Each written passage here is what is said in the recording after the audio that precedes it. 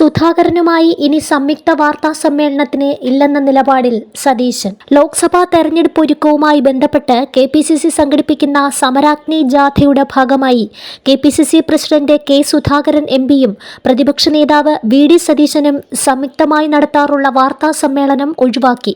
പത്തനംതിട്ടയിൽ ഇന്ന് നടത്താനിരുന്ന വാർത്താ സമ്മേളനമാണ് ഒഴിവാക്കിയത്. ആലപ്പുഴയിൽ വെച്ച് VD സതീശൻ വാർത്താ സമ്മേളനത്തിനെത്താൻ വൈകിയതിനെ തുടർന്ന് K സുധാകരൻ അസഭ്യ പദം ചേർത്ത് നീരസം പ്രകടിപ്പിച്ചത് വൻ വിവാദമായിരുന്നു.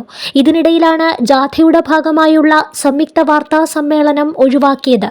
അസഭ്യ പരാമർശവുമായി ബന്ധപ്പെട്ട് ഇരുവർക്കുമിടയിൽ നീറിപ്പുകയുന്ന അസ്വാരസ്യങ്ങളാണ് വാർത്താ സമ്മേളനം ഒഴിവാക്കാൻ കാരണമെന്നാണ് വിവരം.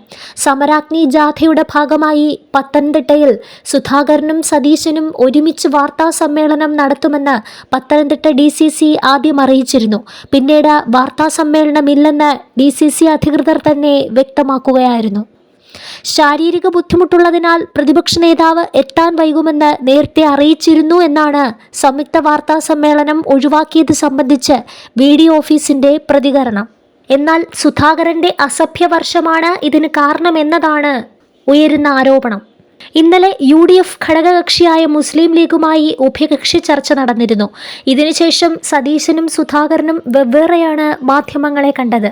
ഇതിന് പിന്നാലെയാണ് പത്തനംതിട്ടയിലെ സംയുക്ത വാർത്താ സമ്മേളനം ഒഴിവാക്കി സുധാകരനെതിരെ സതീശൻ കടുത്ത നിലപാടിൽ തന്നെയാണെന്ന സൂചന പുറം ലോകത്തിന് നൽകുന്നത്. ഹൈക്കമാൻഡ് ഇടപെട്ടാൽ മാത്രമേ ഇനിയുള്ള ദിവസങ്ങളിലും സംയുക്ത വാർത്താ സമ്മേളനത്തിന് VD സതീശൻ തയ്യാറാകൂ എന്നാണ് സൂചന.